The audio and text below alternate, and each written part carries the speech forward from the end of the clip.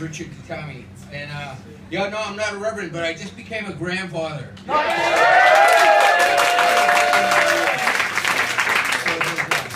Just last week, as though it fell from the sky, I became a grandfather. My kid's kid. I'm washed out, unpinned, cast adrift by an infant scarcely larger than a loaf of bread. Every morning, the dew covered the desert, condensing into crispy, sweet wafers. At night, quail flooded the camp, tame as chickens. All my grumblings have been heard cosmically, and my head is spun around, my countenance bathed in light. She named the baby Truth. Shall I call her Trudy? And true as an arrow to the heart, I'm stricken, smitten. Like a rose blooming in a vase on the mantle, she brightens the room of my life. I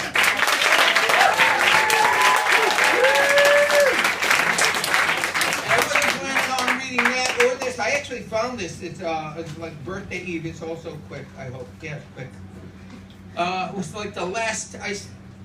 I write all my poetry in a cab, actually. It's pretty weird. The only place I sit still long enough to do it. And so it was like, I was turning from 56 to 57, I found it, but I didn't call it 57 and 58 because it just turned again.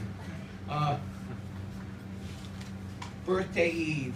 It's the last dregs of my 57th year. Just a few dry minutes left, like salt residue in a potato chip bag. It's toil and more toil, and I'm working out the final puffs of the year, driving a taxi. I've driven half the world over to the other half, drove over myself, through myself, finally past myself, and this girl sat in my cab just 10 minutes ago and ended a string of incongruous phrases with, I'm handicapped, and maybe my wheelchair is my mind. And I get that. Been so hobbled I couldn't roll across the floor, but age has done me right, like barrel whiskey or cheddar cheese. The Buddha's whisper chimes in my ear. This life fragile as crepe, misshapen and befouled, a precious gift, a lovely find, a noble absurdity saturated in beauty.